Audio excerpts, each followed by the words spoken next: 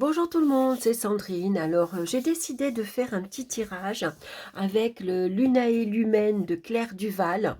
J'aime beaucoup ce petit oracle, hein. Il est aussi grand qu'un petit Lenormand.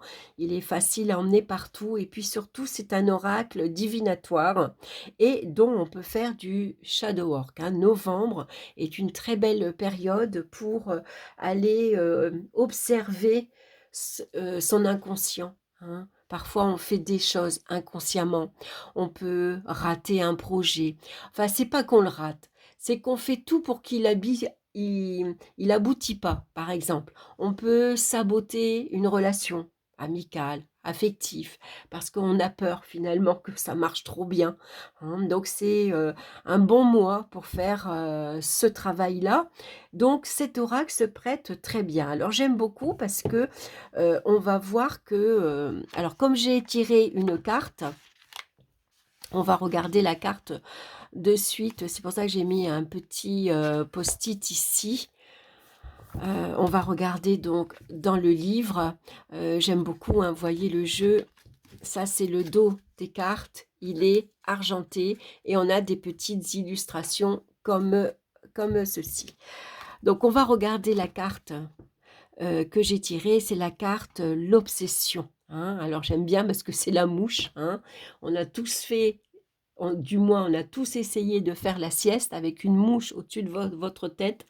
Il n'y a rien de plus énervant et de désagréable. Et c'est vrai que pour ça, la mouche, elle est obsessionnelle, hein. Donc je trouve que la représentation, elle va très, très bien avec le mot. Alors l'obsession, c'est quoi? Ben, l'obsession, c'est quand on est obsédé par une situation, par un événement, on est obsédé par une personne aussi, hein. Alors dans une situation, par exemple, quand on s'est disputé avec quelqu'un et qu'on n'a pas réussi à s'exprimer, à dire ce qu'on pensait vraiment, ça va nous obséder. On va ressasser cette situation-là, ça va tourner en boucle, hein. Généralement, tant qu'on ne sort pas ce que l'on pense, tant qu'on ne dit pas ce que l'on pense, généralement, on va ruminer, hein. Donc, on va regarder dans le petit livre l'obsession. Alors, l'obsession, on va voir ici. Alors, ce que j'aime beaucoup, c'est ces petits textes ici, c'est un genre de petit poème, on va dire. Elle n'a de cesse de revenir et de harceler le sujet de son désir. Rien ne la fera lâcher prise tant qu'elle n'aura pas obtenu satisfaction. La tenace mouche ne s'arrêtera pas. J'aime beaucoup. Donc, on a une interprétation ici en amour et amitié, travail, activité, hein, si on fait du travail divinatoire, enfin, si on fait, voilà, un tirage divinatoire. Ici, on peut faire un travail spirituel, hein, pour savoir aussi où on en est. Je trouve ça pas mal. Donc, on a un petit encadré avec des mots-clés, hein, donc ténacité, volonté de réussir, esprit fort, pensée obsessionnelle, idée fixe, acharnement, ne pas savoir s'arrêter ou abandonner lorsque c'est plus sage. Donc, le mantra pour cette journée, avant de m'acharner, je me pose la question de savoir si cela en vaut la peine. Ça, c'est bien. Une question comme ça à se poser quand on a voilà, envie de demander quelque chose, quand on a envie de s'investir dans une situation ou voilà, souvent ce qu'on a envie de mettre en place. Et puis en shadow work ici, c'est ai-je des pensées qui me reviennent régulièrement? Qu'est-ce qui les déclenche? Alors, ai-je des pensées qui me reviennent régulièrement? Donc là, j'ai mis à côté de moi, c'est le tarot, Hocus Pocus, hein, et fidèle au film que je vous ai présenté dans une vidéo, il est super sympa. Et puis on va regarder, alors je le mélange pas parce que par contre, l'inconvénient de ce jeu-là, les cartes se mélangent très mal. Par contre, ils glissent pas. Les cartes sont très épaisses, elles sont de très belle qualité, hein. Elles sont mates, mais elles glissent pas. Voilà, c'est un petit peu l'inconvénient. Donc battre les cartes, c'est un petit peu compliqué. Souvent, ça fait des gros paquets, c'est pas facile. Bon, ben, on va prendre la première carte, hein, qui se présente. On a ici, je vous montre, tempérance. Alors c'est marrant, l'attitude qu'elle a, elle se croise, les bras, hein, on voit qu'elle réfléchit. Souvent quand on croise les bras, c'est que quand on est dans une position de réflexion, hein, quand on est dans une attitude, d'écoute également, hein, souvent, on croise, les bras et puis elle a, le regard en l'air, hein. Donc il y a sûrement ici, dans cette image, une pensée. Il y a quelque chose, voilà, on dirait qu'elle est quand même pensif, hein. Voilà, je réfléchis, qu'est-ce que je peux dire? Comment je peux agir? Hem, peut-être, des idées ici, hein, qui reviennent. Alors sans doute que avec cette carte-ci, on pourrait peut-être se dire: «Bah, j'ai un projet, voilà, je cherche comment, par exemple, le mettre en place». Je cherche comment je pourrais agir face à l'attitude d'une personne. Alors tempérance, généralement, elle est calme, elle est paisible, elle est posée, elle est tranquille, hein. Généralement ici, tempérance, elle a la faculté de s'adapter facilement à toute situation. Elle s'adapte aux autres également, hein. En équipe, si vous avez une collègue comme, Tempérance, elle va s'adapter facilement à votre façon de travailler ou elle va accepter facilement, votre organisation professionnelle, par exemple, hein. Donc ici, bah, on voit dans cette attitude que oui, j'ai des pensées qui me reviennent, voilà, sans doute que j'ai une idée, que j'ai un projet, que je suis face à une situation, qu'il y a un événement qui m'a peut-être, perturbée, et donc avec tempérance, malgré tout, on essaye de garder un calme intérieur, hein. On essaye de maintenir ici, de ne pas se laisser envahir par ses pensées, afin que ça nous perturbe pas trop, parce qu'il faut rester dans la réalité quand même, hein. Parfois, on peut se laisser emporter par ses pensées, des pensées récurrentes, des pensées qui reviennent en boucle. On a tendance à ruminer énormément et finalement, on s'échappe du moment présent. On loupe des fois, une remarque, une parole, une situation parce que, bah, on est ailleurs, hein, et on voit que ce personnage avec les yeux en l'air comme ça, on voit qu'elle est ailleurs, hein.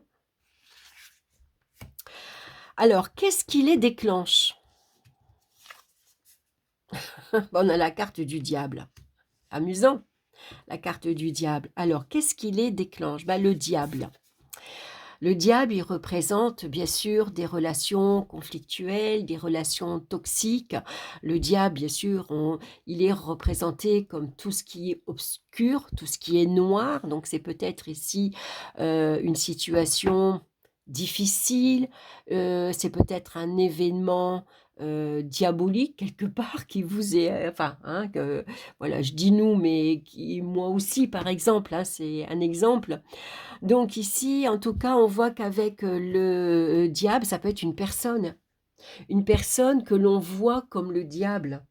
Parce que ça peut être ici une personne qui est, comment dire? Qui est malfaisante, vous voyez? Qui a des idées fourbes. Peut-être une personne qui essaye de nous dominer, une personne qui veut s'imposer à tout prix, qui veut prendre le pouvoir sur la situation, ou une personne qui veut prendre le pouvoir sur notre propre personne, qui veut s'imposer, qui veut décider, qui veut commander, qui veut gérer notre attitude, par exemple, hein. Une personne ici qui est, voilà, qui a une mauvaise mentalité, hein. Une personne qui, bah, qui aime bien foutre la merde, voilà, hein. Le diable, c'est ça, en fait, hein. Une personne qui est rusée, qui est malin, mais surtout qui est malsain, hein. Voilà, une personne vraiment, qui a un mauvais fond, par exemple, hein. Donc face à cette personne, c'est difficile de rester calme, c'est difficile de rester tranquille, hein. On essaye de prendre peut-être ici cette situation ou de prendre, les remarques d'une personne comme le diable à la légère. voyez, comme elle a un petit sourire narquois, voyez, tu me touches pas, tu m'atteins pas, tu vois? Tu peux faire ce que tu veux, tu peux essayer de te montrer: «Coucou, je suis là», crier, faire du bruit. Moi, je te remarque pas, au contraire, ça me fait rire. Parce que je pense que ça va t'agacer encore plus, hein, parce que le diable, il aime ici, se mettre en avant, il aime qu'on le remarque. Sauf que elle, on a l'impression que: «Allez, cause, toujours, tu m'intéresses». Je fais semblant de pas te voir, je fais semblant de pas t'entendre. En fait, je t'ignore. Mais elle l'ignore ici pour garder un calme intérieur, pour, comment dire? Éviter de s'énerver, hein, d'avoir un mal-être intérieur, d'être anxieuse, d'être, énervée. Alors c'est pas facile parce que ici justement, peut-être que cette personne ou cette situation, elle revient régulièrement et au bout d'un moment, ça nous obsède, voyez? C'est une situation, difficile, obsessionnelle, hein, et on cherche par tous les moyens ici à garder un équilibre, hein, voilà, à garder son calme, parce que sinon on pourrait faire comme le diable, hein, on pourrait se mettre dans ces états comme lui, après tout. Alors dans ces situations-là, vous voyez, comment on peut agir? Face, par exemple, à une situation comme le diable, face à une personne comme le diable. Quelle attitude on pourrait avoir, hein? On voit que Tempérance, elle essaye de garder son calme, hein? Elle essaye de voir, l'ironie de cette situation, de cette personne avec ce petit, sourire. Alors on va tirer une troisième carte pour voir, quelle attitude on peut avoir? Qu'est-ce qui serait bien? Ah, c'est marrant, on a l'hiérophante et on a le grimoire. Le grimoire, en fait, c'est le livre magique. C'est là où il y a tous les sortilèges, hein.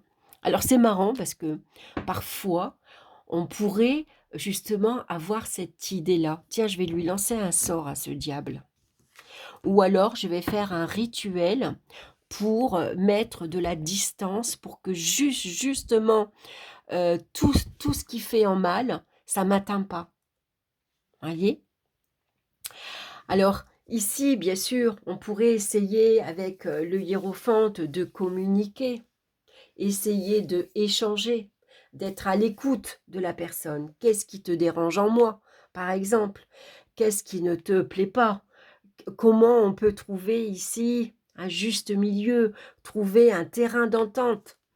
À l'amiable pardon, communiquer avec diplomatie, hein, ce qui doit pas être facile quand on a un personnage comme ça en face, hein. Voilà, donc ça pourrait être ça, le, hiérophante, hein. Le hiérophante pourrait, nous donner cette, indication, par exemple, hein. Donc, on pourrait demander de l'aide extérieure aussi, hein. Le hiérophante, c'est généralement le thérapeute, hein. Ça peut être une personne extérieure qui vient faire un rôle de médiateur, par exemple, qui vient essayer, si c'est, une relation, toxique, par exemple, qui vient, essayer de s'interposer entre ces 2 personnes pour trouver un terrain d'entente.